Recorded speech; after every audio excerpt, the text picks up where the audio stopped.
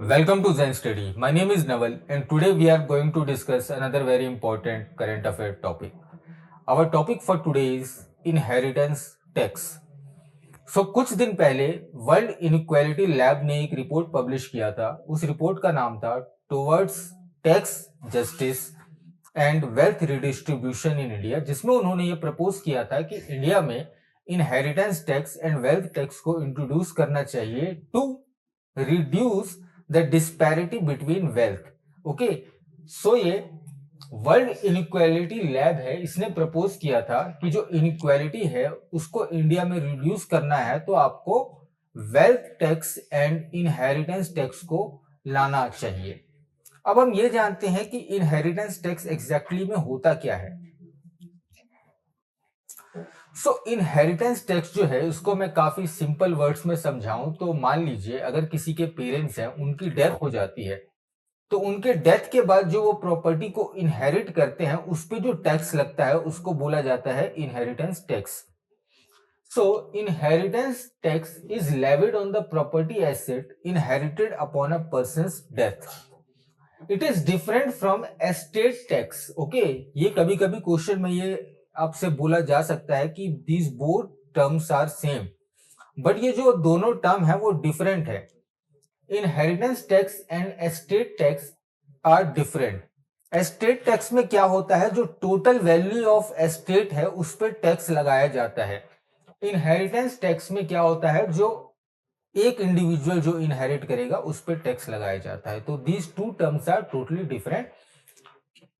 ठीक है, so inheritance tax is levied on the property asset inherited upon a person death, whereas estate tax is levied on the total value of a deceased person estate. I hope I am clear. Now USA, south Korea और Japan में ये लगाया जाता है, India में इसको नहीं लगाया जाता, बट अभी हम देखेंगे कि इसके क्या इम्प्लीकेशंस हो सकते हैं। So what are the possible benefits of inheritance tax? Of course greater revenue, government को इससे ज्यादा रेवेन्यू प्राप्त होगी। रिड्यूसिंग वेल्थ इनइक्वालिटी, ये मेन मोटिव हो सकता है।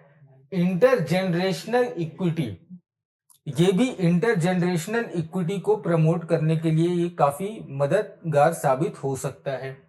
And promoting meritocracy. ठीक है, तो ये काफी 3-4 पॉइंट्स हैं जो इसके माध्यम से फुलफिल हो सकते हैं। What are the possible implication? Potential tax evasion, okay, discourage of financial saving and investment. So these are some of the cons of this step. Now we will learn about history of inheritance tax in India. As I said, Japan, south Korea, USA जैसी country inheritance tax लगाती है, but India में अभी नहीं लगाया जाता inheritance tax. But India में अलग अलग टाइप के टैक्स को समय समय पे इंट्रोड्यूस किया गया है, जैसे कि वेल्थ टैक्स और गिफ्ट टैक्स। ठीक है, so in India currently there is no inheritance tax. Earlier estate duty was imposed in 1953। Estate duty लगाया जाता था, जो मैंने एस्टेट टैक्स बोला ना, उसी टाइप के एस्टेट ड्यूटी लगाया जाता था और उसकी वैल्यू 85% तक होती थी। तो वो इतना अनपॉपुलर हुआ कि उसको 1985 में उसको डिसॉल्व करना पड़ा। ठीक है, तो एस्टेट ड्यूटी लगता था 1953 में, बट उसको डिसॉल्व करना पड़ा 1985 में। Similar to estate duty, gift tax and wealth tax were imposed in India. Gift tax और वेल्थ टैक्स भी इंट्रोड्यूस किया जा चुका है समय समय पर। अब गिफ्ट टैक्स होता क्या है, किसी ने अगर मुझे गिफ्ट दिया है, उसकी वैल्यू एक पर्टिकुलर अमाउंट से ज्यादा है तो उस वैल्यू पे आपको टैक्स देना पड़ेगा। जब आप इनकम टैक्स रिटर्न फाइल करोगे तो उसकी जो वैल्यू है उसको आपको इनकम फ्रॉम अदर सोर्सेस में मेंशन करना पड़ेगा। ठीक है, तो these were abolished in 1998 and 2015 respectively. However, gift tax was reintroduced in 2004. Gift tax को 1998 में अबॉलिश कर दिया था, बट उसको री इंट्रोड्यूस करना पड़ा 2004 में, ठीक है, उस because people were miss using it. अभी मैं बताता हूं कैसे।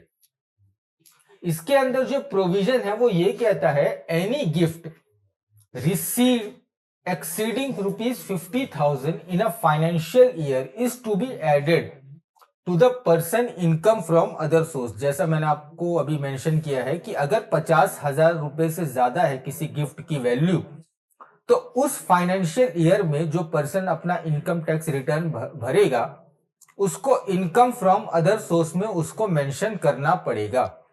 इसमें ऑफ कोर्स कुछ एक्सेप्शन होते हैं, जैसे अगर आपने बहुत ही क्लोज फैमिली मेंबर से कोई गिफ्ट रिसीव किया तो वो एक एग्जेम्पशन है, ठीक है, या दिवाली में अगर आपको किसी ने एक कॉस्टली वॉच गिफ्ट की है तो वो भी एग्जेम्प्ट किया जा सकता है, बट वो केस टू केस बेसिस पे होता है। लेकिन आप इतना याद रखिए कि 50,000 रुपीज से ज्यादा अगर गिफ्ट की वैल्यू होगी तो उसको इनकम फ्रॉम अदर सोर्सेस में मेंशन करना पड़ेगा, और ये 2004 में री इंट्रोड्यूस हुआ है। वेल्थ टैक्स को 2015 में अबॉलिश कर दिया गया है। So this is for today.